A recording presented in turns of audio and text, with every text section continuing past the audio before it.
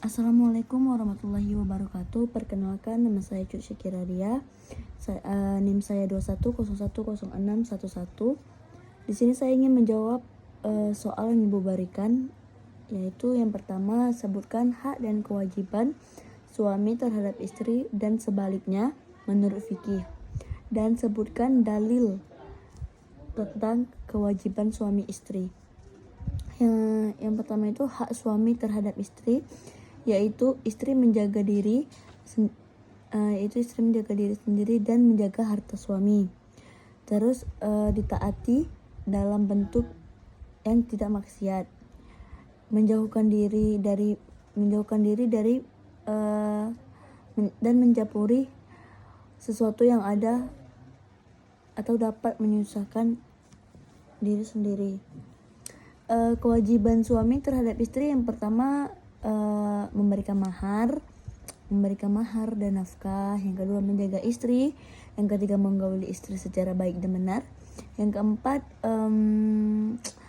membimbing istri. Yang kelima, menutup aib istri. Yang ketujuh, menjaga harta istri. Yang kedelapan, memuliakan keluarga istri dan memberikan rasa cinta dan kasih sayang.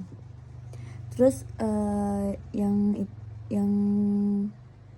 terhadap yang kedua, hak istri terhadap suami. Hak istri terhadap suami, yang tadi suami terhadap istri. Nah, kalau hak istri terhadap suami yaitu adalah mendapatkan penjagaan atas akhlak dan agamanya. Semua tingkah laku, fisik, psikis atau dan lain-lain itu adalah tanggung jawab suami sebagai kepala keluarga. Dan kewajibannya yaitu yang pertama, taat pada suami. Yang kedua, memenuhi hasrat suami. Yang ketiga, melayani suami. Yang keempat, menjaga diri dari di saat suami ditinggal pergi suami, dan yaitu menuruti perkataan suami.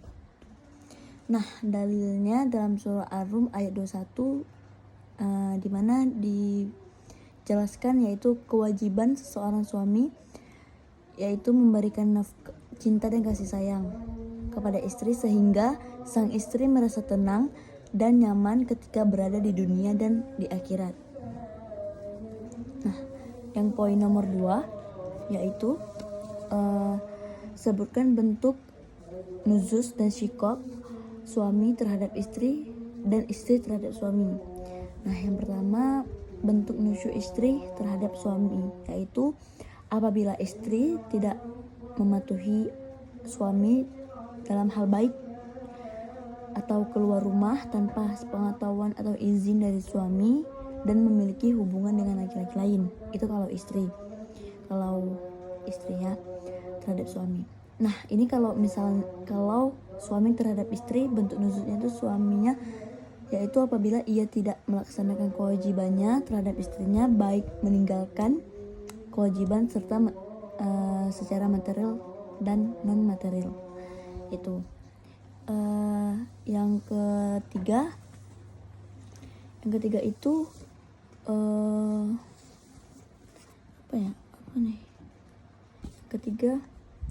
yang ketiga sebutkan macam-macam talak dan cara rujuknya. Yang pertama, kalau dilihat dari segi cara suami menjatuhkan talak pada istrinya, talak dibagi menjadi dua. Yang pertama, talak sunni yaitu talak yang dijatuhkan suami pada istrinya dan istri dalam keadaan suci atau tidak bermasalah secara hukum syara seperti haid dan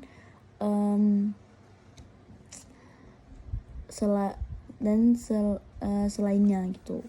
Yang kedua, talak bid yaitu talak yang dijatuhkan suami pada istrinya dan istrinya dalam keadaan haid atau bermasalah dalam pandangan syar'i. Nah, kalau misalnya dilihat dari segi boleh tidaknya suami rujuk dan istrinya, maka talak dibagi menjadi dua, yaitu talak raj'i dan talak bain. Talak raj'i ini talak yang dijatuhkan suami kepada istrinya secara talak 1 dan 2 gitu, yang belum habis masa idahnya. Dalam hal ini suami boleh rujuk pada istrinya kapan saja selama masa idahnya belum habis. Yang kedua tadi talak bain, yaitu talak yang dijatuhkan suami pada istrinya yang telah habis masa idahnya. Dalam hal ini talak ini dibagi lagi menjadi dua, yaitu talak bain sugra dan talak bain kubra. Nah, talak bain sugra ini adalah talak yang dijatuhkan suami pada istrinya atau talak 1 dan 2 yang telah habis masa idahnya. Suami boleh rujuk lagi dengan istrinya, tetapi dengan akad dan mahar yang baru.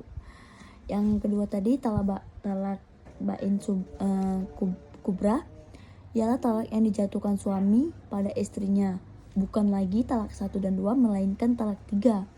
Nah, talak 3 suami juga bisa balik, tetapi ada syaratnya, tetapi setelah istrinya menikah dengan orang lain dan bercerai secara wajar.